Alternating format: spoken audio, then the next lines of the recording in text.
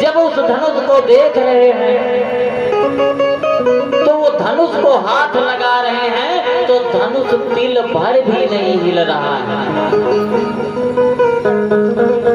तिल भर भी नहीं हिल रहा है। लेकिन कहा गया है क्यों नहीं हिल रहा है कि तमक ताक तक शिव धनु धरही। अरे भगवान भोलेनाथ ने ही उस धनुष को पकड़ करके बैठे हैं नीचे। तो चले इष्ट देवन सिर नाई, जितने दिल के आए थे इष्ट देव देवादिदेव महादेव के सिर नवा करके वहां से भाग गई। और जब घर के देवते भाग गए तो कैसे धनुष भंग होगा। धनुष नहीं उठता, कोटि कोटि भांति ताकत लगा लेते हैं, लेकिन शिव का धनुआ उठने वाला नहीं है। इतने में मारवाड़ के एक राजा आते हैं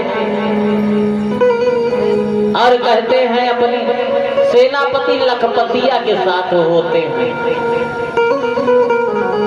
पेट बहुत मोटा, उल्टा करके लाए जाते हैं बेचारे और अपने सेनापति से कहते हैं कि हे लखपतिया, कहते हैं कि लखपतिया जनकपुर है कितनी दूर, लखपतिया जनकपुर है कितनी दूर, लखपतिया।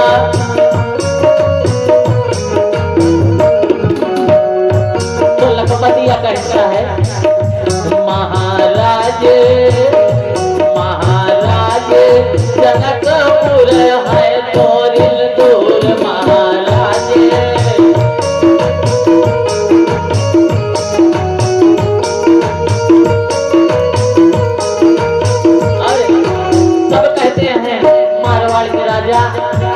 मन में जो धारण किए हैं क्या, धनुहा को तोड़ के,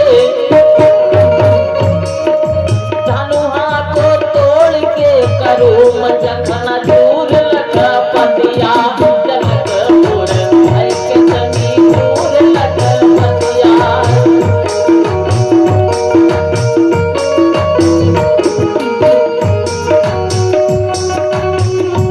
लखपतिया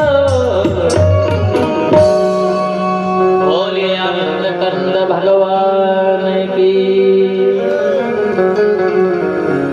सभी देश देश के राजा गण अपना पराक्रम यजमाते हैं, लेकिन उस विशाल काय बाबा भोलेनाथ के धनुष को कोई तिल भर हिला नहीं पाता है।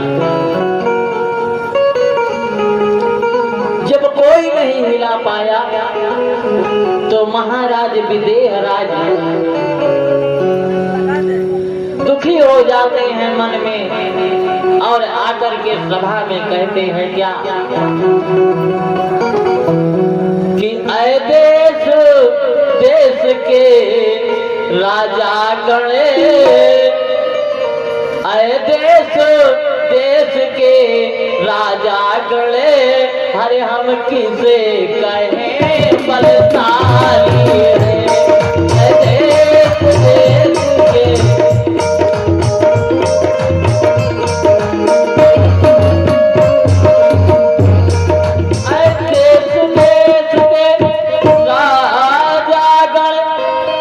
किसे कहे बलशाली है।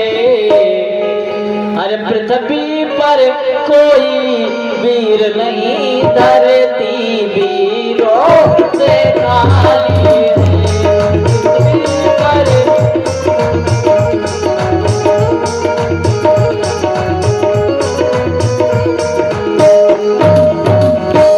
कहते हैं यदि मैं ये जानता तो ऐसी बेबसी नहीं होती और ऐसा प्रण नहीं करता मैं तो लोगों में हमारी हंसी नहीं होती। महाराज जनक जी बहुत दुखी मन से ऐसा कहते हैं। इधर हमारे लक्ष्मण भैया उछल पड़े, लक्ष्मण भैया उछल पड़े और उन्हें क्रोध आ गया। क्रोध क्यों आता है क्योंकि महाराज हमारे लक्ष्मण भैया शेषा अवतार हैं और शेषनाग के कितना भी सहे, उस प्रकार अगर शेषा अवतार हैं तो वैसे हमारे लक्ष्मण भैया भी खतरनाक हैं। खड़े हो गए सभा में और कहते हैं कि माखे लखन कुटिल भाई भव, लखन कुटिल भाई भव, माखे लखन कुटिल भाई भव,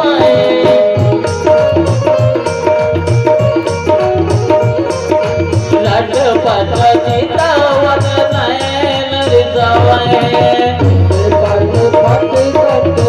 नयन रिसवै, अरे कहते हैं क्या कि काच घट जिमीदार कोई,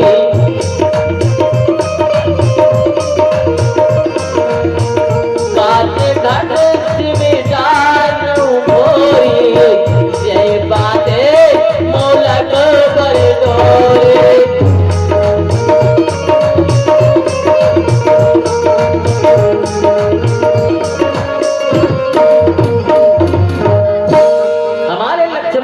क्रोध में आकर कहते हैं कि जैसे कुम्हार के घर का कच्चा घड़ा एक बार पटक देने से फूट जाता है, उसी प्रकार इस शिव के धनुष को उठा करके खंड खंड कर दूंगा। और कहते हैं क्या कि हे भैया राघव गुरुदेव, यदि जौ राउर आयस में पाओ और कंदुक यू ब्रह्मांड उठाओ, चावल के तिनके के जैसे इस ब्रह्मांड को, इस बाबा भोलेनाथ के धनुष को, इस शिव जी के धनुष को तोड़ करके खंड खंड कर दूंगा। राम जी बोले शांत हो जाओ, शांत हो जाओ भ्राता, गुरुजनों के रहते हुए ऐसी वाणी नहीं बोलते।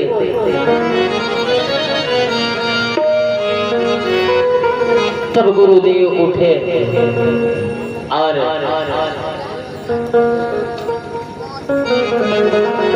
राघव जी को आदेश देते हैं, कहते हैं क्या कि उठो राम बन जाऊ भव चापा,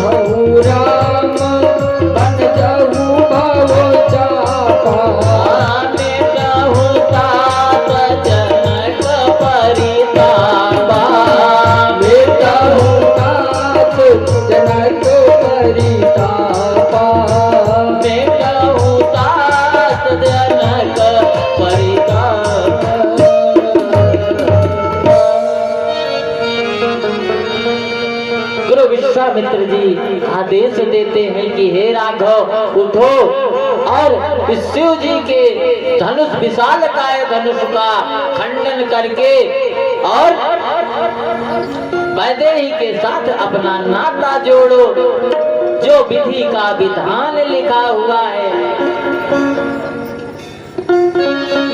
राघव जी उठे, अपने गुरुदेव को प्रणाम किया और बाबा भोलेनाथ के उस धनुष को प्रणाम किया, वहां की समस्त जनता का अभिवादन किया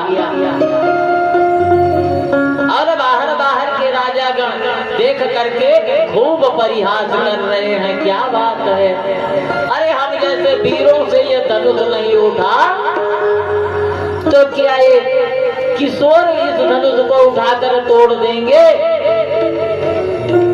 अरे महाराज मन में ऐसा विचार करते हैं। उधर भगवान उठाते हैं उस धनुष को प्रणाम करके धनुष को उठाए और मध्य भाग से तोड़ करके पृथ्वी पर डाल दिया। बाबा ने चौपाई में लिखा, जय जन राम मध्य धनु तोड़ा, बड़े भुवन भरी